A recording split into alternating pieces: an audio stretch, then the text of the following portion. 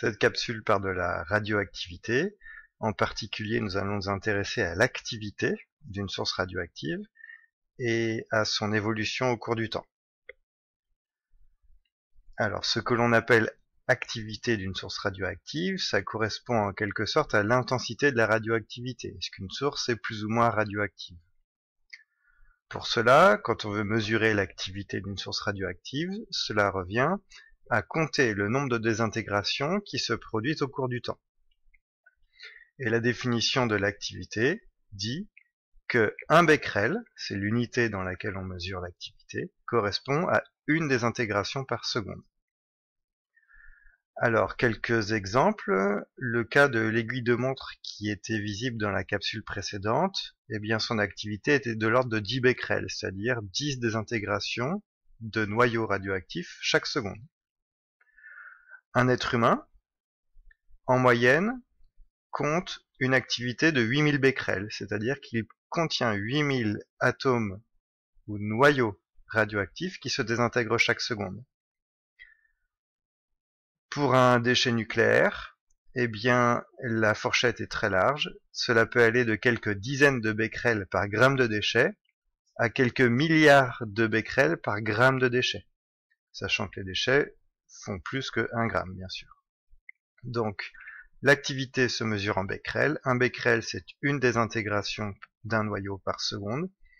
Et on peut trouver des échantillons, des sources radioactives très différentes en raison de leur activité très différente. Comment évolue l'activité d'une source radioactive au cours du temps? Alors là, c'est un petit peu plus compliqué, mais c'est important. Tout d'abord, on avait déjà vu dans la capsule précédente que une fois que le noyau a subi une désintégration, il n'est plus radioactif. On va considérer un échantillon radioactif qui compte au départ des milliards d'atomes radioactifs. C'est très courant. Donc il faut imaginer une quantité énorme d'atomes radioactifs.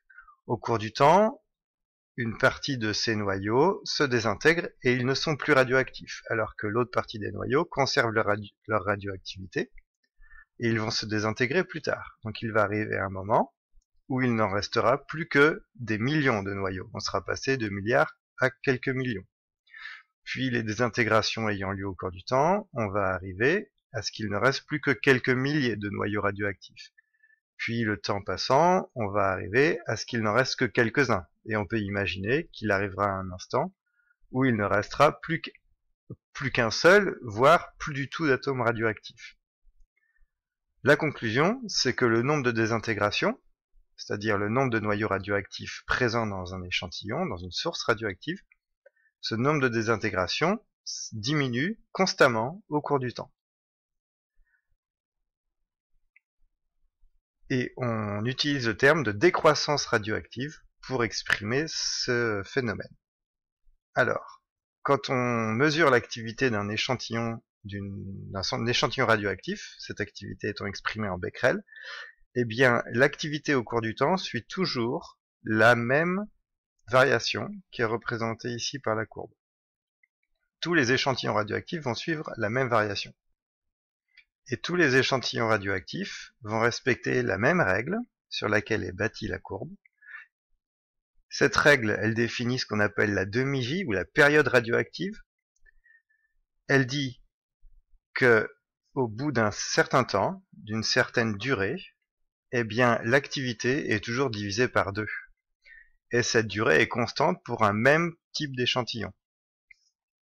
Et cette durée est appelée demi-vie ou période radioactive. Alors on va considérer un échantillon. L'axe du temps va être gradué en jours, et on va considérer qu'une grande graduation fait 5 jours, donc une petite graduation fait 1 jour. On va considérer un échantillon qui, au départ, a une activité de 1000 becquerels. C'est un choix totalement arbitraire, mais c'est pour expliquer le principe ici. Donc quand on déclenche le chronomètre, qui commence à 0, eh bien l'activité de l'échantillon est de 1000 becquerels. L'axe des abscisses ici correspond à 0 becquerel, donc une grande graduation correspond à 100 becquerels. La demi-vie ou la période radioactive, c'est la durée au bout de laquelle l'activité est divisée par 2. Si l'échantillon au départ a une activité de 1000 becquerels, eh bien on peut s'intéresser à l'instant où l'activité aura été divisée par 2, c'est-à-dire qu'elle sera passée de 1000 à 500 becquerels. Donc on repère sur la courbe le point qui a comme ordonnée 500 becquerels, donc une activité divisée par 2 par rapport à celle de départ, et on cherche sur l'axe des abscisses combien de temps s'est écoulé. Eh bien on arrive sur la graduation 3,5 jours.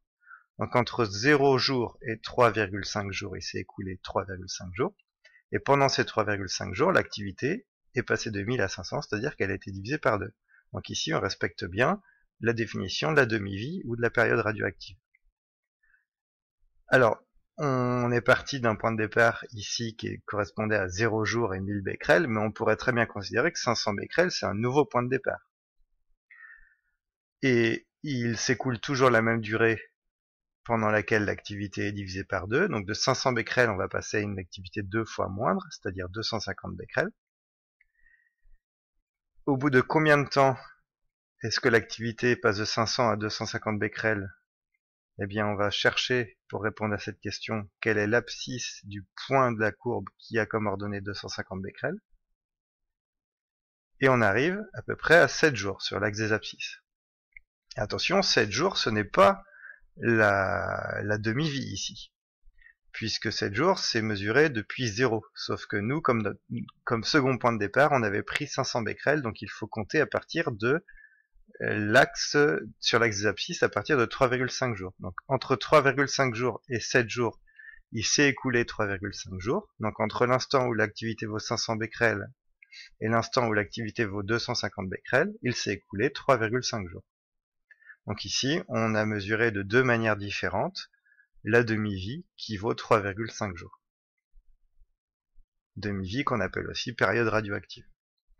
Alors, on exige d'un élève de première L ou de première ES soit capable, à partir d'une telle courbe, de retrouver la demi-vie d'un échantillon radioactif.